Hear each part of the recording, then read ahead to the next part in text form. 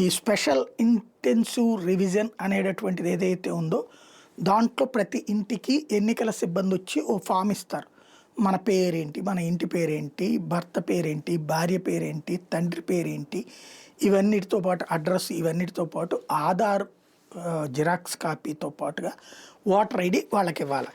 వాళ్ళకి ఉన్నటువంటి అనుమానాలు ఏమన్నా ఉంటే గనక, అంటే మనం ఎక్కడ పుట్టాము ఏంటి అన్నటువంటి దాంట్లో రాయాలి. ఆ ఫామ్లో ఉంటాయి అవన్నీ. అది రాస్తే అవన్నీ వెరిఫై చేయరు. బట్ ఎక్కడ ఏంటి అక్కడ ఉన్నటువంటి వాళ్ళ పేర్లు ఈ ఆన్లైన్లో చూసినా తెలిసిపోతుంది కాబట్టి ప్రాబ్లం లేదు.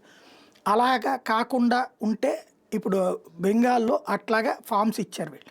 అలాంటి ఫామ్లు 60 లక్షల ఫామ్లు తిరిగి రాలేదు. అంటే అంతమంది దొంగ ఓటర్లు ఉన్నారు.